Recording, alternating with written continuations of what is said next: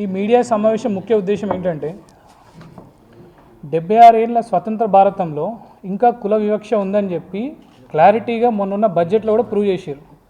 80 కోట్ల జనాలకు బీసీలు 80 కోట్ల మంది ఉన్నారు.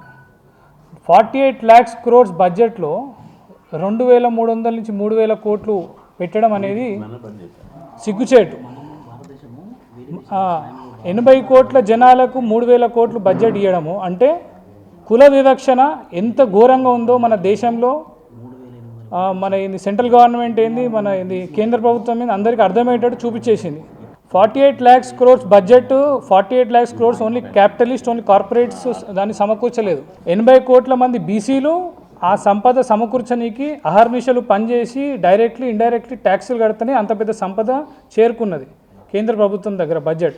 ఆ బడ్జెట్లో 56% అంటే 28 lakhs crores బీసీలకు కేటాయించాలి. మేము అది కూడా డిమాండ్ చేయట్లేదు. కనీసం మాకు అందులో 10%, 5%, 2 లక్షల కోట్లు ప్రతి ఏటా కేటాయిస్తే బీసీలకు వాళ్ళు ఇచ్చిన కాంట్రిబ్యూషన్కి మీరు తిరిగి ఇచ్చినప్పుడు వెల్ఫేర్ స్కీమ్స్ కానీ, స్కూల్స్ కానీ, హాస్టల్స్ కానీ, స్కాలర్షిప్స్ కానీ ఎంతోమంది మెరిట్లో ఉన్న స్టూడెంట్స్ కూడా బడ్జెట్స్ లేక వాళ్ళు డిసప్పాయింట్ అయిపోయి వాళ్ళు ఆ సీట్లు వదిలేసుకుంటున్నారు. సో ఇవన్నిటికీ కారణం ఏంటంటే కుల వివక్ష. కేంద్ర ప్రభుత్వంకి ఎంత కుల వివక్ష ఉందో మొన్న చూపించేసారు.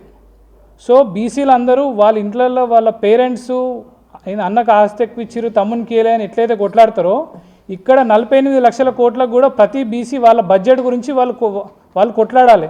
ప్రతి ఒక్క బీసీ ఇంట్లోకి వెళ్ళి బయటకు వచ్చి వాళ్ళ వాటా ఏంది, వాళ్ళకి రావాల్సిన కేంద్ర బడ్జెట్లో వాళ్ళకి రావాల్సిన నిధుల గురించి, వాళ్ళకి కావాల్సిన డెవలప్మెంట్స్ గురించి మాట్లాడాలి. ఎన్నో దేశాల్లో అణగారిన వర్గాలు ఇప్పుడు ఆల్రెడీ డెవలప్డ్ ఉన్న వర్గాలకు ఈక్వల్గా వాళ్ళని డెవలప్ చేసి ఇప్పుడు ఈక్వల్గా చేసారు. ఓన్లీ మన ఇండియాలోనే, ఓన్లీ మన భారతదేశంలోనే ఇంకా అణగారిన వర్గాలు ఇంకా అణగారిపోతున్నారు. కుల వివక్షణ ఇంకా కొన్ని ఊర్లలో అయితే అన్టచబిలిటీ ఊర్లలో కూడా రాణిస్తలేరు. బీసీ కులాలను కూడా కొన్ని ఊర్లలో అయితే బహిష్కరిస్తున్నారు. గొర్రెల కాపర్లను కానీ, యాదవులను కానీ, వీళ్ళందరినీ.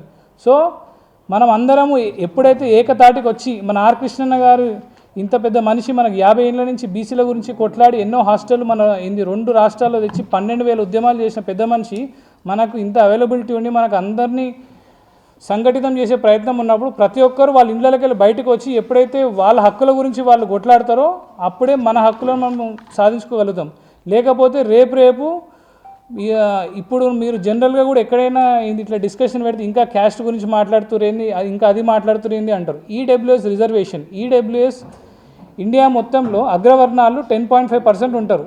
అందులో ఎకనామికల్లీ వీకర్ సెక్షన్ ప్రాక్టికల్గా ఉన్నది ఓన్లీ 2.5%. వాళ్ళు ధర్నాలు చేయలేదు, రాస్తారోకోలు చేయలేదు, 50 ఏళ్ళ నుంచి బస్సు తగలబెట్టలేదు, ఏం లేదు. వాళ్ళ ఒక్క ధర్నా కూడా చేయలేదు. వాళ్ళకు 10.5 రిజర్వేషన్. సో మన పరిస్థితి ఏంది, మనం ఏడున్నాం. 56% ఉన్న వాళ్ళకు 27% రిజర్వేషన్, 3% ఉన్న వాళ్ళకు 10.5 రిజర్వేషన్. ఇంత వివక్ష కళ్ళ ముందు కనిపిస్తుంటే కూడా వాళ్ళ పార్టీ జెండాలను మోసుకుంటే వాళ్ళ ఇళ్ళలో బయట మనం ఉడిగలు చేస్తుంటాం. మన వాళ్ళందరూ ఏందో గ్రహించి మన బతుకు మనకు బాగుండాలంటే మనకంటూ ఒక ఎజెండా ఉండాలి.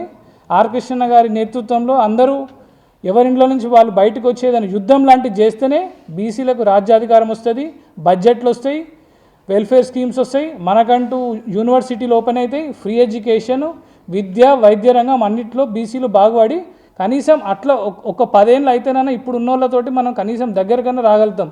లేకపోతే రేపు మనము ఇప్పుడు మిడిల్ క్లాస్లో ఉన్న బీసీలు కూడా బిలో పవర్టీ లైన్లో పడిపోతారు. జై బీసీ.